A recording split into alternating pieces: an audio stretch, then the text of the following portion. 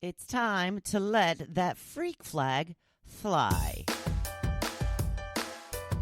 Welcome to the Hopefulist with me, Wendy McClure. This is where we turn those nasty, negative thoughts into positive and work toward a happy, fulfilled life. Now, let's get started. And let's start off with, that's right, the quote of the day. Here we go. Your thoughts are the superhighway to the spiritual world, which is where universal intelligence is hanging out, filing its nails, waiting for you to place an order. Say what you want. Write it down. Speak it out. Tell the world. Let the universe know. What is it you want? That is your job, to figure out what it is you want. And then just start. The path will unfold before you. It is Grateful Monday. That's right. A couple of things grateful for this week. We went to Washington, D.C. over the weekend. We went to see the Cherry Blossom Festival. And I met up with some family. And they were my personal tour guide for my husband and myself. And I'm going to get a little more into that during today's blog post. But we had a wonderful time. We saw we just saw lots of things. I mean, it was just such a wonderful trip. We only spent the night. We got there about noon or 12:30 on Saturday, and we were gone by noon the next day. But boy, did we jam-pack a lot of activities into that time period. So we had an amazing time. We had a ham and some potato salad and coleslaw and all of that kind of stuff waiting for us for when we got home. And if you were checking out the group page yesterday, you saw that we had a non-traditional Easter dinner. We decided on the way home, since we were out of town already, there's a lot of great things about living at the shore, but options is not one of them. We do not have a lot of different restaurants, fast food, what have you. So we were passing by a Popeye's chicken, and we were talking about maybe we'll get chicken to have instead. And then I was like, well, we've got the potato salad and coleslaw and deviled eggs and all that waiting at home to have with ham. And my husband's like, that all goes with chicken too. So we flipped a coin. And chicken won. So we got ourselves some chicken, some spicy chicken. Oh, delicious. Got to tell you. I'm really, really happy with the decision that we made. And we will have ham next week. So I put a picture of my plate, my Easter plate, up on the group page. And wanted to know if you had a traditional Easter dinner, which I guess consists of either ham or lamb. Some people have pork. I'm not sure if that's traditional or not, but I did see that quite a bit. But then some of you were telling me you had non-traditional as well. Some people had lasagna. Other people had eggs. Yeah, kind of crazy, right? But you know what? We're all going to do what works for us. And I got to tell you, I was not disappointed in that chicken. Yummy. Fattening and greasy and the little bits that just fall off. And, you know what you do, too, when you have fried chicken? You have the little bits of the skin and the batter that fall off. Make it fall into, like, your potato salad and your coleslaw. Gives it a little crunch. So good. Now I'm hungry again. Now I have to get back on my diet. It was a very eat-filled 3-day weekend that we had here. But now back on track. I've got 5 weeks until I hit the road. I'm going to be visiting my sister in Dallas, Texas, and I have put it in order for sunny and 85. And I'm hopefully going to be breaking out that bathing suit I was talking about earlier this year. I think I've been taking pictures, been trying it on, taking pictures. I've lost some weight. But I think that those bottoms are just a little too tight because every time I put those bottoms on, I got that little squish over the sides. So we'll see what happens. Maybe I'll have to wear a different bottom? I don't know. We'll see. I have discovered, though, that the great thing about the tankini is, that little squish over the side that I'm just talking about, it hides that. Totally don't see that at all when you're wearing a tankini. But I'm trying to wear, my goal is to wear something other than a tankini this year. I'd like to wear a two-piece, not a bikini by any means. I mean, nobody wants to see that now. Come on. But, it'd be nice. It'd be nice keeping up with my workouts. Oh, now that darn it, today's the workout day. Forgot about that. All of a sudden, I'm very tired. I will get it done. I promise you that. And then yesterday, also grateful for the amazing weather.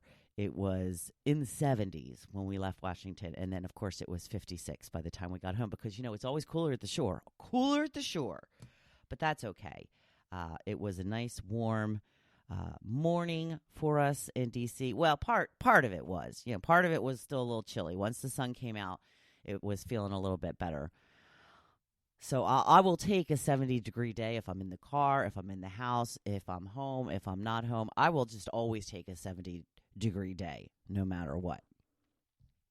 The other issue is we left Tucker with some friends of ours for the overnight that we stayed in Washington. And, I'm always worried when she's with somebody new that she's not spent the night with before. And my friend Dana had actually kept me abreast of her shenanigans, sending me videos of her playing with her husband. And then a little later on, there was a little bit of dancing going on in the kitchen. Tucker was doing her little dance thing where she, just kind of jumps up and waves her paws up in the air.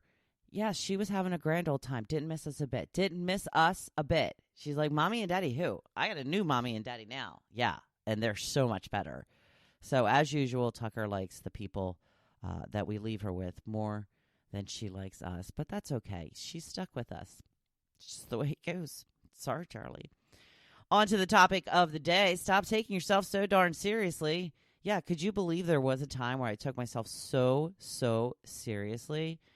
We know that is not the case anymore because I am just never serious. But we were in D.C. over the weekend, like I mentioned, and we were lucky enough to catch the Cherry Blossom Festival, which is just so beautiful. Apparently, we were there like a day or two after peak. It looked like some of the color was starting to fade a bit, but still really, really, really good. Been wanting to do this for years, and I just decided I am no longer waiting for the things that I want to do. Like when I went horseback riding last fall, been wanting to do that my whole life. And there's just no point in waiting any longer. Stop dreaming and just start doing. So my husband and I were lucky enough to have a personal tour guide take us around town. My second cousin lives in the area close to her family, and they all came to greet us as we arrived and went to lunch. Then my cousin and his son took us all around, gave us the lowdown on the history of the buildings and monuments and such. It was really great and so nice of them to take the time to do so. While we were getting the tour, my cousin John kept telling me, oh, you guys got to rent those scooters. They're really convenient. They get you around much quicker. I told him, I'm not really a scooter kind of girl. I'd likely just fall right off it. He was not deterred. He's like, oh, no, you gotta try the scooters. They're so good. Honestly, I have no interest in riding a scooter. I could care less if I go to my grave never having ridden a scooter around D.C. But he just would not let up. Now, what I did find interesting about the scooters is they seem to be abandoned all over town. I would just see them parked somewhere. I'm not sure how the system worked, but it seemed a little confusing to me. I'm not sure if people just left them somewhere and then they came back for them, or if you just, you were done with them. You're like, all right, well, I'm going to leave this one outside here, and then I'm going to Uber back to my hotel, and then I'm going to pick up another one. And I don't know how the system works. I just don't. It seemed a little confusing to me. But again, I don't really care. But there was one parked right in front of our hotel. My husband and I were joking that I should get a picture taken as if I had tried the scooter and fell off. So I splayed myself on the ground and got the shot. I sent it off to my cousin, and do you know what he said? He said it looks staged. I mean, really? How dare he? Of course, it was all in fun, and I took much delight in picturing his face when he got that picture. And, of course, he was correct. It was just tad staged. Now, the other issue was actually lying down on the ground to get the picture. Luckily, it was pretty early in the morning and there wasn't really anyone around. Now, if there had been, I don't know if I would have been as willing to sprawl out on the ground and make people move around me, as I was in such a precarious position. But there is something else I learned while on this particular trip. I nor you should really be worried about people seeing you take pictures of yourself. If you weren't doing that this weekend, you were the weird one. There were a massive amount of people in the area of the cherry blossoms, and everyone was taking pictures. People had selfie sticks and tripods and all types of apparatus for self-picture taking. There were full-out photo shoots taking place. We saw numerous weddings, and it looks like some people were getting shots in prom dresses or just very fancy attire. And trust me, none of them cared what I thought of them getting pictures of themselves. So you go ahead. You take those selfies at the gym, when you're out and about. Sprawl yourself out on the ground if that's what the shot calls for. You do you. But the thing is, we really need to just stop taking ourselves so seriously. I used to take myself so damn seriously. Like, I could never put myself in a position a few years back where I looked so goofy lying on the ground. I just couldn't do it for fear of judgment of the people around me witnessing such a thing mostly. But I always forgot that you need to focus on the end result, which is the laugh I was trying to solicit from my cousin who would be receiving the picture. Is it more important to worry about what a bunch of people I don't know and will never see again think? Or to get a laugh from someone who had sang the praises of the scooter that I didn't really care about? Well, I chose to go for the laugh. And you know what? It felt good. It was goofy and fun, and it made my day that much better. We all tend to worry about how we look to others. Luckily, the older you get, the less that seems to be a worry. I wish I could have learned this lesson much earlier. I have often throughout my life not done things because I worried I would look uncool in front of strangers. Or even more so, I would take strangers' lack of courtesy as a personal affront. I mean, I would get so angry at times if someone were to stop right in front of me while walking, maybe to take a picture or to look at their phone. I would be downright outraged at their rudeness or lack of concern about anyone else other than themselves. It would stick with me for a while, and sometimes I would let it ruin part of my day. But here's the thing. The rude person doesn't give one iota about how I felt about their lack of respect. They just finished what they wanted to do and went on about their day without a second thought about me. Meanwhile, I'm ruminating about such outlandish behavior and how I was treated. How dare you? You know, taking myself too seriously, it's a lot of work. And honestly, it's not a personal affront to me. It's just the selfish person who doesn't care about any of the others around them.